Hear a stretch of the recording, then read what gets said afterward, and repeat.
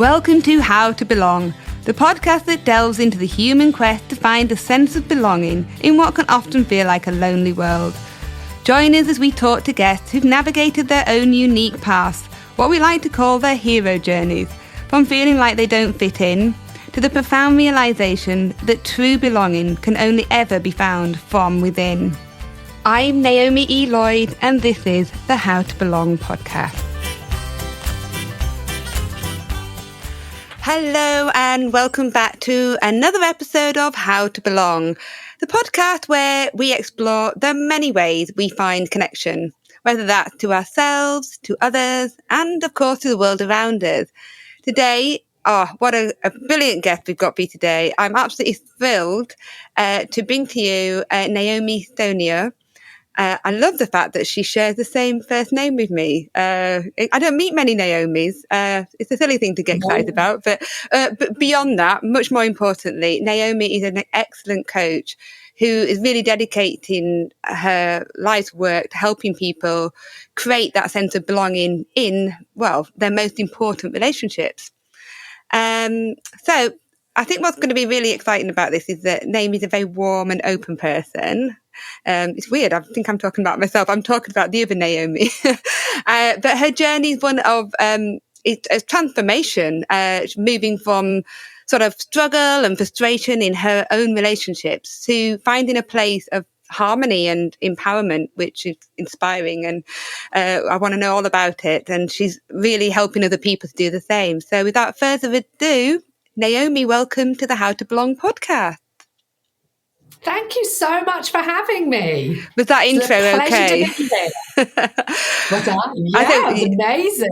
I got it right, did I? Yeah. I couldn't help just bringing up the Naomi thing because we talked about it when we first met. That there's different ways of pronouncing our name. You say Naomi, don't you? Is that right? Yeah. It's all how you pronounce your vowels. Yeah, your vowels. Yeah. I sometimes say Naomi, but yeah, it's a good name. So moving on to you and belonging. So you told me when I first spoke to you that what sparked this journey with you was that you found that you were looking around your relationships and feeling that a lot of them were very low grade, and yet you just weren't thriving in your connections. And yet now you're at a place where you are in the opposite of that and you're helping other people thrive in their connection. Could you sort of take us through that journey and like what sparked that change in you? Yeah. So this is my journey. This is the reason I do what I do, because from childhood onwards, I experienced difficulties in relationships. I mean, I always say when people ask what I do, these are the skills that your parents didn't model for you, because nobody teaches us this stuff. It passes down the generations forever. It's no one person's fault. It's just simple stuff in our relationships that no one teaches us. So just like everybody else, we're sponges soaking this stuff in. I was soaking stuff in from a young age.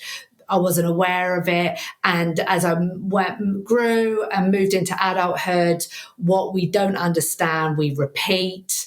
And so, all my relationships were really difficult. I struggled in all relationships. My intimate relationship was difficult. My parenting was difficult. Work was very difficult. Life was just a really exhausting place for me. I lived on the emotional roller coaster. And so for me, the gift, I never imagined I would describe it as that, was infertility. So we were lucky enough to have a daughter by IVF. We had to have infertility treatment, but I was desperate for more. And because I thought this big family was going to give me what I needed, it was going to make me feel loved, going to make me feel needed. I was very fearful of being alone. I had this fear I was going to end up alone. So I thought I'll have all these kids to make me feel great. And so that was the gift for me, was infertility. Although we had a daughter, we tried 9 times for another one, 9 rounds of IVF. And I got to the point where, we were nearly broken. We were broken emotionally, physically, financially. And that was the moment that I found I had to stop and think, my should became a must. Like, life surely shouldn't be this hard. Why is it so hard? And that was the moment that I found relationship coaching and learned to understand how I was creating my experience, and, how I was navigating relationships and life in general. And I learned the skills that no one teaches us. Well, Which are, I mean, I could dive into what they are. Oh, I'd love to hear about that. I think it's something that so many of us do struggle with, some more than others. And yes, a lot of it perhaps is some of the learned behaviours from childhood. But often, I'm a parent like you, and maybe I'm not teaching my children the things that they're going to struggle with later on. So I'd love to hear both for myself personally, but from a parent point of view as well. What are some of the key things that you think that we really need to hone in on that's going to help us to make life not so difficult, as you say, because relationships are so important, aren't they? That's what makes us happy and thrive in life. And if it's difficult, we're just pushing all the time and causing problems.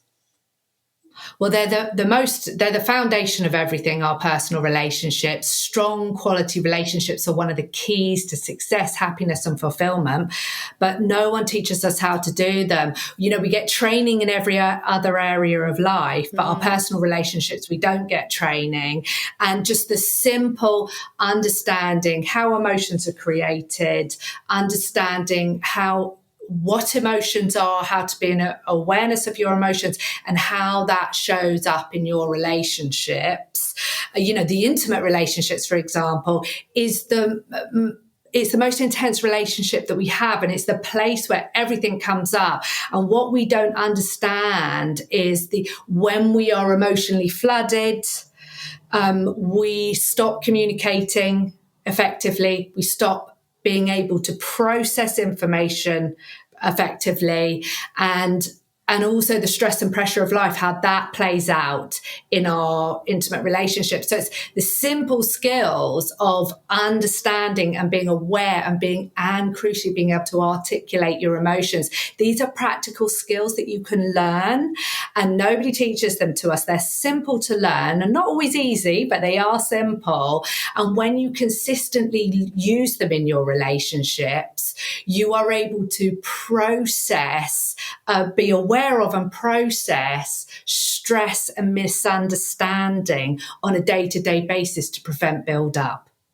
So we're different to therapy. It's life coaching. It's not therapy. Therapy is the deep sort of understanding of the past and processing and understanding why. We are future focused, and these are practical skills that you're going to apply today to start navigating relationships more effectively. And that is the foundation of everything in relationship. I work with a lot of entrepreneurs, and we're so busy off building successful businesses. But what we don't realize is the fact personal relationships are the foundations for those successful businesses. Yeah, of course. Yeah, they always say the most successful people, often who was standing behind them or who was at the side of them. And that's something we don't explore enough, probably. Obviously, it is a big subject, and I'm sure with your clients you go through a whole process. But for the benefit of the people listening to this today, could you give us one sort of example of a sort of a skill that we could start working on today? That'd be great. Well, the golden rule that we work on is when emotion is high, intelligence is low. So being able to understand when emotion is high, because we don't know. We don't know it's happening to us. We live cut off from our bodies and our heads. So being able to understand and create emotional pauses when you're emotionally flooded. But the very, very first step before you even go there is the understanding that other people can't create your emotions.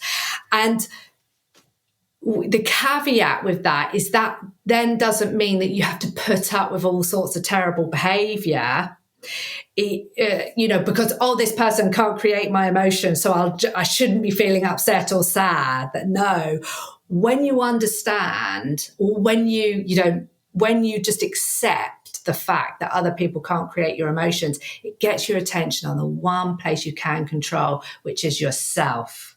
And once you are paying attention to yourself, it actually makes it much easier to deal with bad behavior, because you can, once you're in awareness of your self, because when we're focused on the other person, we're helpless, we're powerless, because we can't control others. So when you're in awareness of yourself, you're able to say no, you're able to put in boundaries. And a very simple starting point here, the most simple and effective question you can ever ask yourself is, why am I finding this difficult?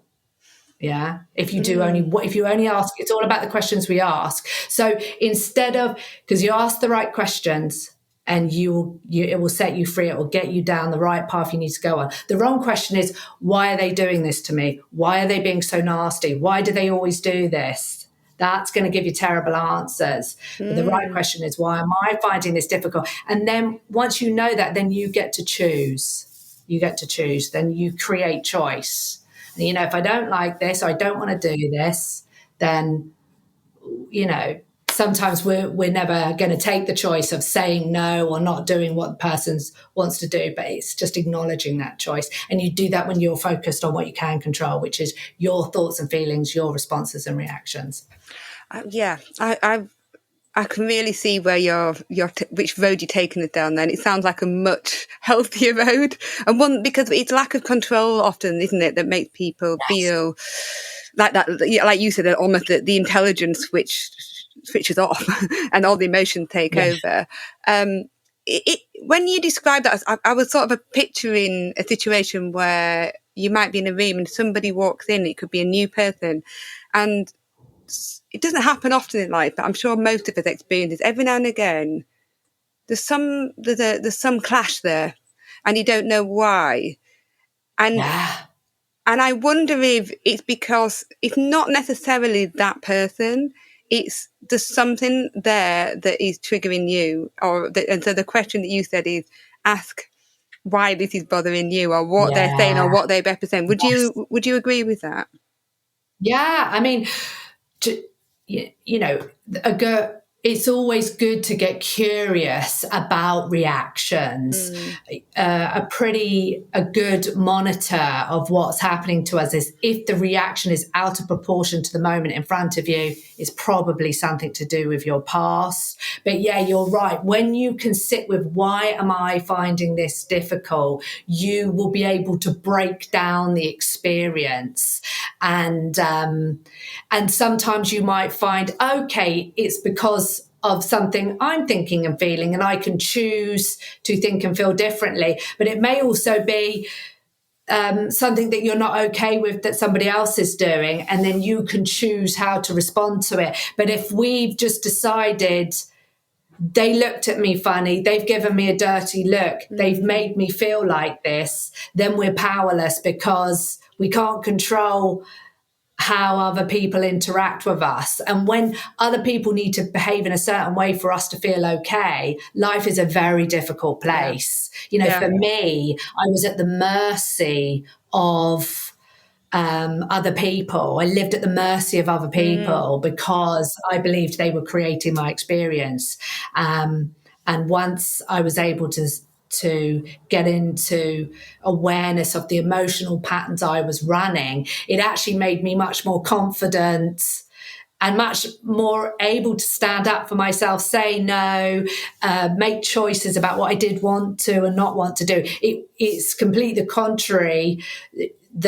So where people go when you have these conversations is, what, so you mean you just got to put up with everything because other people can't make you feel like that? No, on the contrary, you actually are able to, not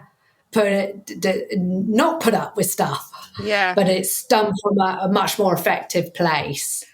I'm really glad that you brought that up, because I think in the past when I've had these discussions with people or read into it, I think my default was to go, well, I'm confused now, because I don't know how to stand up for myself versus not creating drama.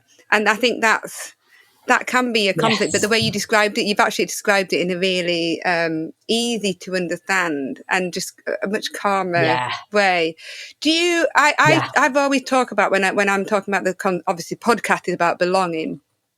One of the first things that drew me to the title of How to Belong was because I was reading a lot about the need to belong to yourself, rather than to always try and find your belonging in other people. And that's really the Yeah. premise of where this journey is. And more and Yes. more I'm speaking to people, different people coming at it from different angles, but it ultimately tends to come back to the same place. That if you really belong to yourself and understand and respect and value yourself and your choices and your reactions, and it's so much easier to navigate the world around you. Because like you say, you Yes. can't control other people, but you can control Yes. your reaction. What's your experience of going from the sound of it, not always feeling like you belong to yourself? It sounds like you really do now. Would you agree?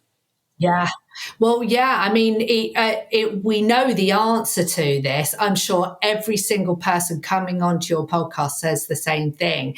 To belong, you have to belong to yourself. You have to know yourself. And so for me, the patterns that I used to run were I used to scan people for whether I used to be constantly on high alert scanning people for whether they liked me or not. So I would watch them and watch their behavior to be looking out for whether they liked me or they didn't like me. So it was an exhausting experience because I had to either be very, very nice to people to the point of they'd go, "Oh, you're such a lovely person," or I would get chippy and defensive and be like, "I don't care what anyone thinks about me." So it was an exhausting experience, and it was the awareness of my own emotional patterns and seeing this pattern come up in me of this hypervigilance of, does this person like me, and needing the other person to validate me,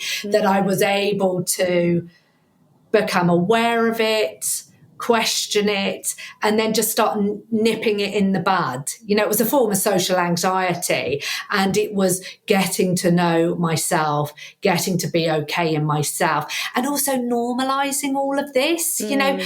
I do a lot of, CBT, survival brain stuff, the very normal way that our brains behave. We're utterly overwhelmed and confused by the modern world, and our brains are throwing up alerts all the time. So, yeah, that's how I found my way to belonging. It is because I was believing I didn't belong, and that was, a multitude of reasons. And I had to just bring that into awareness, question it, and create that center and certainty in myself through this work. Is that what you described when you were trying to get validation from other people? Would you say that is people pleasing then? Yeah, I mean, I don't know. I mean, I suppose it is. I would oscillate between, I'm sure, I'm sure it is. I've never sort of really, I would oscillate between not caring what you thought, and then probably people pleasing. But it was an outward experience where you're outward focused. All of my work is about getting your attention off the stuff you can't control and onto yourself. Why am I thinking and feeling this? Yeah. And then applying the skills. And so, we touched on it, you just before you asked me this question of standing up for yourself. And the drama it can create. And that happens when we are communicating in the emotions of shame, blame, and guilt.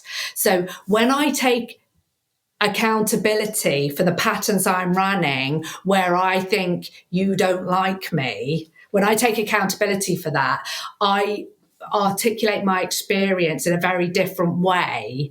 I'm taking account, I'm feeling this, I'm struggling with this.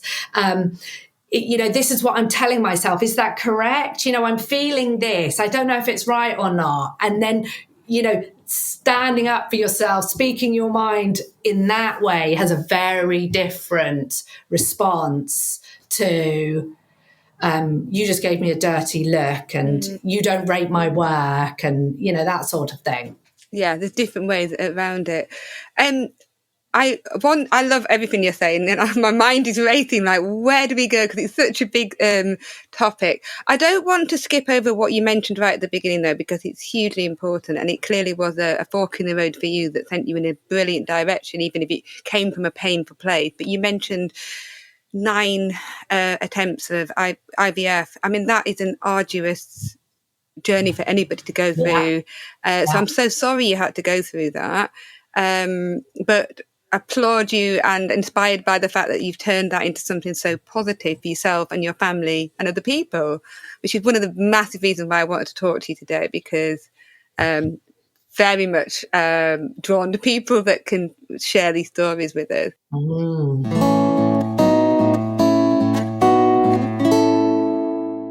I'd just love to hear more about how you took that all the trials and tribulations of something that you so desired and that kept not giving you the reward that you were hoping and the dreams that you were thinking of for the second child.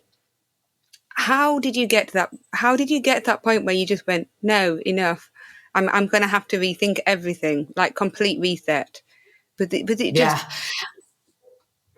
Yeah, I mean, well, it's time and time again these moments. I mean, it sounds cliche because obviously because it's true, but these moments become, life is coming for everyone. Life is coming. No one gets a pass. We are all going to experience life events.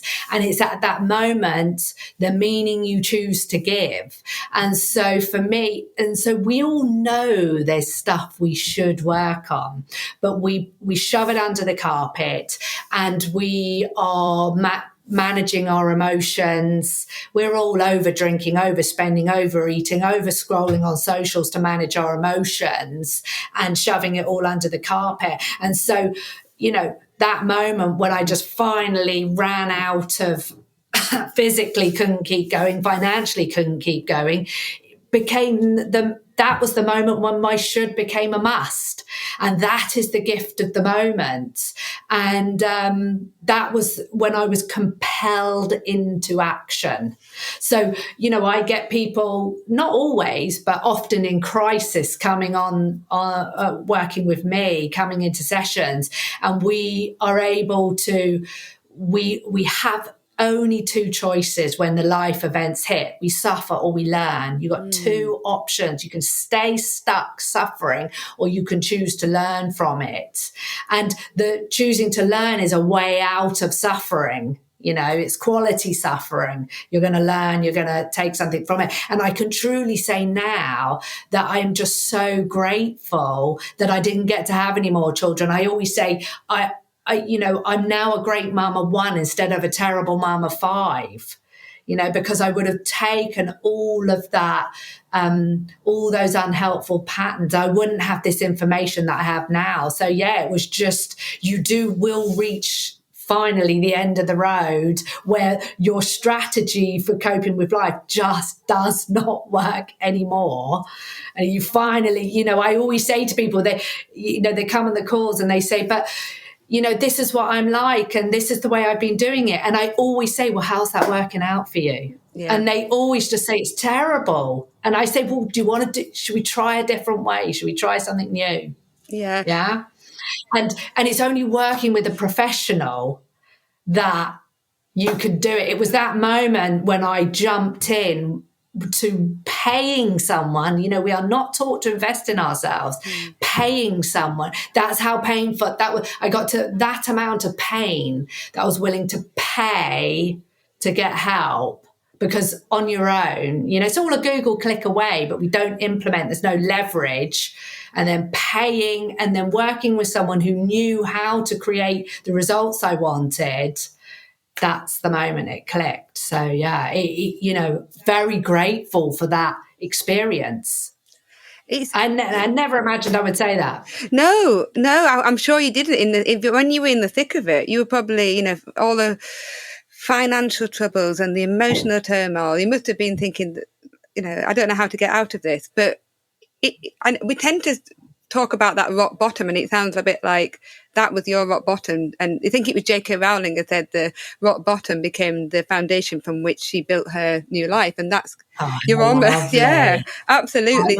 Well, my superpower was I could go 1,000,000 miles an hour. And this, is a very familiar experience in my coaching.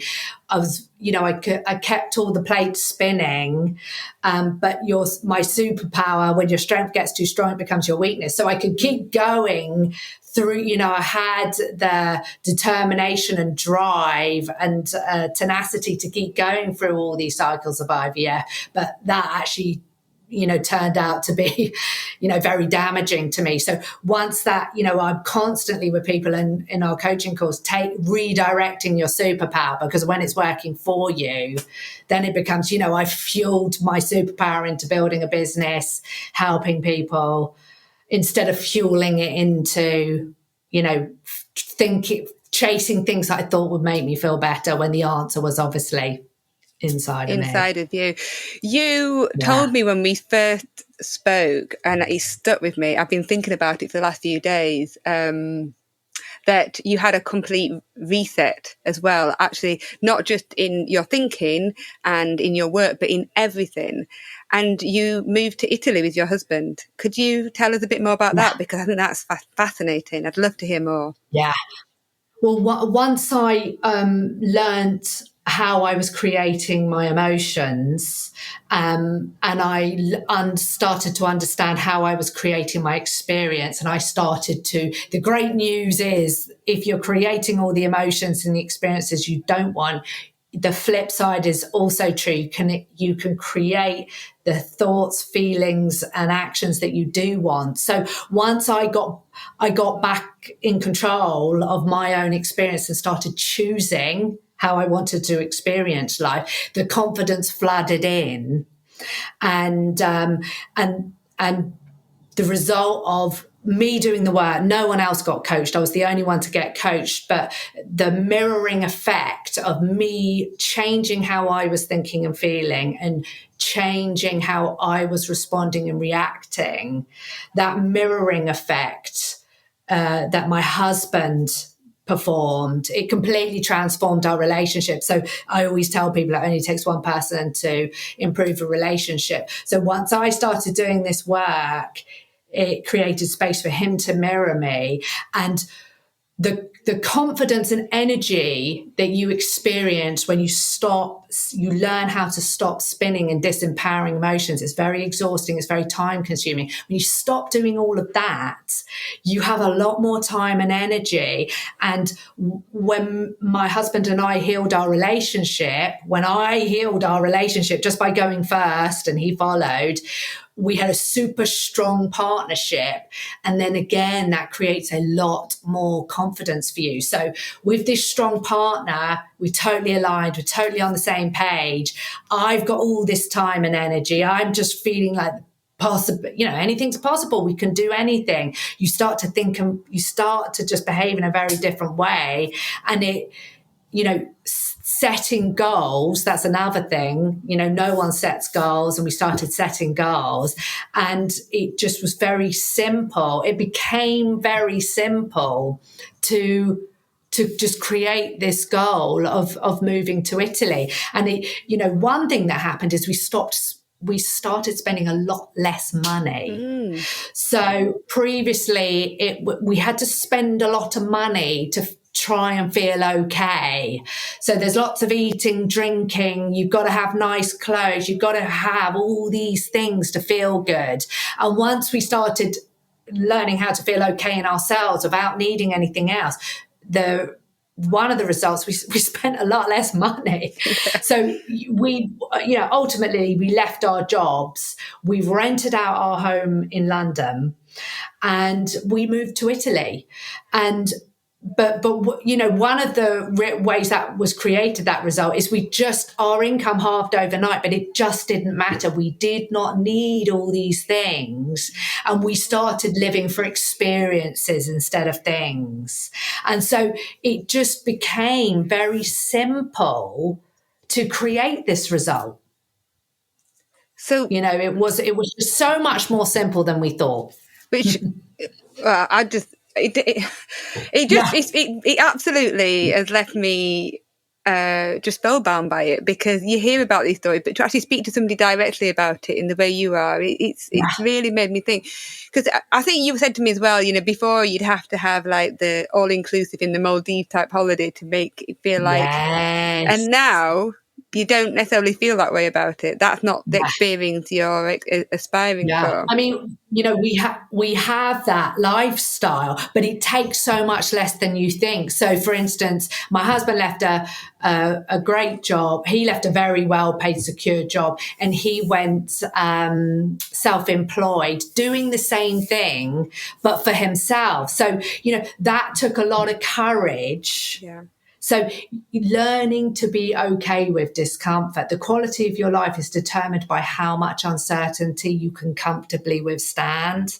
So a lot of the work I do with entrepreneurs is learning to be okay with risk and rejection. Yeah. So very uncomfortable emotions. They're not natural for humans. We avoid these experiences, but once you learn to just be able to tolerate that, question it. So for him, it was leaving that comfort and the safety of the monthly salary and moving to a model where you choose your hours. Yeah. So there was that simple step. You're still doing the same thing, but you're just doing it in a different model. And then the other step was renting out our home in London. That again created income. And then the other step was just not needing anywhere near as much stuff. When you're living in a house in the Tuscan Hills, you don't need all this other stuff, and you're not commuting into a job, and you're not feeling exhausted and unhappy every day. Life is much easier and much cheaper. It sounds. And why are you not still in the Tuscan Hills? I'm desperate to hear, because I love Tuscany. Well, we COVID came in the middle of our stay. So COVID turned up, and that was really quite an extraordinary experience. We were in the middle, we got caught in the lockdown, which was a very draconian lockdown. And then the tour, but, again, obviously you don't ever want, COVID was not a good thing. But what happened in Italy is the holiday market, the tourist market completely collapsed. So that meant we could rent a property for very, very cheap. Because all of these holiday homes were empty. So again, it was like, instead of panicking and freaking out, it was, managing your emotions and, being able to manage the survival brain thinking. No one teaches us how we're negative biased. We are wired for catastrophic thinking. No one teaches us this stuff. So this feels, the brain doesn't know the difference between real or imaginary danger. So just the simple mindset and emotional management tools to navigate that catastrophic feeling of the world is ending. No, it's not. You have options, and then making strategic decisions. So yeah, we did that. We stayed quite a bit through the pandemic, but then Brexit came along. We were never going to become Italian citizens, and so we came home. Yeah. Wow, you've just thrown all these things in that's happened over the last few years, and you're absolutely right. Huge changes that have taken place, but still amazing adventure and fantastic lessons that we can all learn from what you've just told us. Oh, I don't know. There's so many ways I want to go. There's all these just like fantastic nuggets of life experience that you just given. I think the one I really keep thinking about is you talked about it only takes one person to change a relationship. That feels like the title of the episode already, because that's just it feels as though it's a bit of it's controversial maybe, because a lot of people might think, what? How can it just take one person? Surely it's two. It takes two to tango, it takes two to work on a relationship. But you're saying the opposite. And I think that's really positive. And I really want to know more about that, because from what I'm hearing, you're saying, if I start showing up differently in my relationship with my husband, it's likely that if it's positive, obviously, he will respond and mirror that. And that could make things I mean, I'm very happy in my relationship, but there's always areas that, as we're growing, we've got to keep in touch with each other and keep you that always want to be connection. working on it. Always. You always want to be working. Yeah. You want to think about, really, how much do we work on? We set the business goals, we set the targets, we're checking in with staff, we're debriefing with teams. This relationship is the most important relationship in your life. Do you set goals for your relationships? I am setting a goal for, this is how many date days I want a year. I want to go a weekend away. Yeah, I'm going to do, once a week we're going for a coffee. And it may sound unromantic, but what's really unromantic, the most unromantic thing, is when your relationship is at the bottom of the pile, because life is fast. Life is moving very fast. There's a lot of pressure on us. And if you don't do this stuff, it will go to the bottom of the pile. And you have to check in with, this is the most important relationship. It's the single most important thing in your life. Before the kids, before the work, it all flows from that. But you didn't ask me that. You asked me, how does one person? Well, I just feel very strong. I don't mind. You answered something that I think everybody would want to hear. And so please. Yeah, it's so important. But you see, the thing is, the reason the intimate relationship goes down the bottom of the list, because we think, if I have money, if the business is successful, then everything else will be good. Really, it's the other way round. We think we've got to prioritize the kids, but really what those kids need to see you doing is prioritizing your partner, because then you're teaching them that they should come first with their partner. If you put the kids first, you're teaching the kids that you don't come first. We must put each other first, because that's what the kids need to see, and the kids needs it to be strong and healthy. So yeah, I'm always teaching people to but yeah, the other reason we don't put it first is because it's the scariest place. Being successful in business, easy love from young kids, unconditional love from young children. It's so easy, having good business experiences and good work relationships, they're much easier, safer places to be. The intimate relationship is the most challenging. It's the hardest place to truly connect. And that's why we just nudge it. We go to our partners to try and connect. Either they ignore us or they interact with us in a way we don't want to. Then we go, oh God, Jesus, do I really have a good relationship? And it's a scary place to be.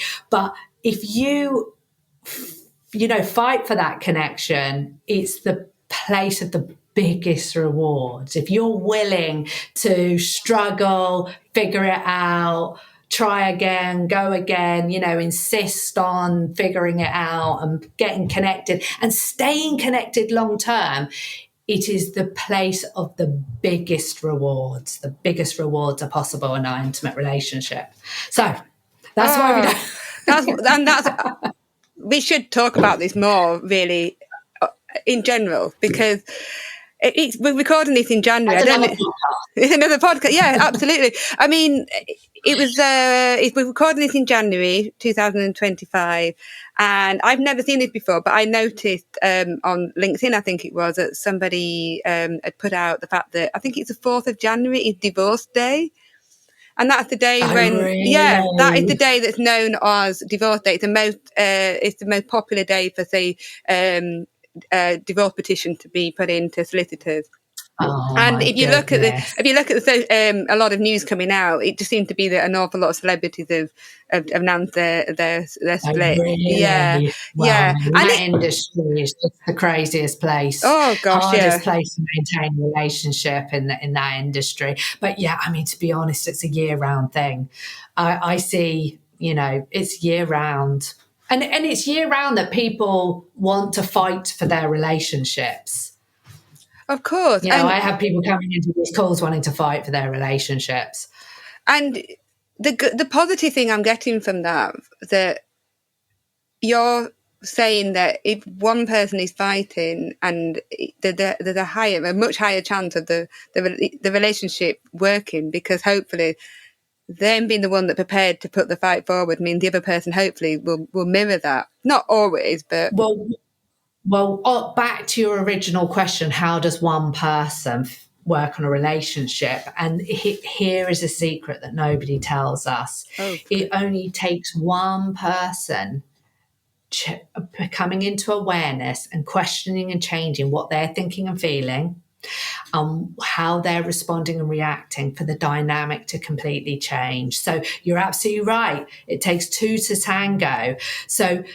But we don't think like that. We are outward focused and we look at each other because it's much harder to have awareness of yourself. And we just look at each other and say, you're doing this, this, this, and this, and this. No matter how hard we try under pressure, I'm looking at you saying, you're making me feel like this. Okay. And so that's the dynamic we're in. We're doing a dance. It's a well-worn dance. It's like a reflex. We've often been doing it for years where one thing gets said, a sigh, a look, and we're off to the races and we dance together. And we don't know the steps of the dance, but we know where it ends up and we do it again and again and again. And it only takes one person getting into awareness of their steps in the dance and questioning it and changing it for that dynamic to change. And now what I say to people, because it's often a reaction of, oh, so I've got to do everything. What I say to that is you don't do everything. You just go first. You just go first. And the benefit to that person is huge because these are life-changing skills. You just go first, changing your steps in the dance, and then you get to find out, are they willing? Are they capable? Are they able to step up and mirror you? And most of the time they are. We're all fumbling around in the dark. No one wants to be behaving like this. We're terribly ashamed of our behavior. We're so hurt and upset, and there's so much misunderstanding and miscommunication. No one intended it to be like this. So when one person is able to change that dynamic and reduce the pressure, most of the time everyone's like, oh my God, thank God. And it's something you have to do consistently. That's why we work together, because it's consistent. It's not try it for a couple of weeks and then, oh, well, I tried and it didn't work. You have to do it consistently, and you just go first and you find out. And if they don't mirror you, well, that's valuable information. Then you have a true picture of where your relationship is at. And then you're able to make decisions for the right reasons instead of knee-jerk. Yeah. That's gold dust. That is absolute gold dust, what you're telling. Thank you for sharing that. I'm sure lots of people after listening to this will want to speak to you more. It's valuable, beyond valuable. Wow, the third. I feel like I'm going to have to speak to you again, Naomi, and get you on this podcast again another time.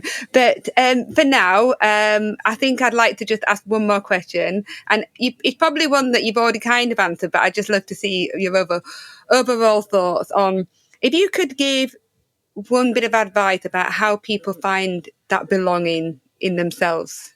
It's a big journey, but what would be one of your biggest tips about how to find that belonging in yourself? The antidote is curiosity. So we are in so much emotional pain. The whole world is in emotional pain, and we are in so much confusion. We have so many feelings about our feelings. We are so ashamed of how we react, how others react, so confused about it. The antidote is curiosity. Curiosity is emotion that you can choose to sit in. And sitting in, is, to begin with, it's like learning a new language. But I don't know, being able to sit with curiosity instead of fear. Yeah. And being willing to sit with curiosity. Well, I don't know. I haven't got a clue. It's so confusing.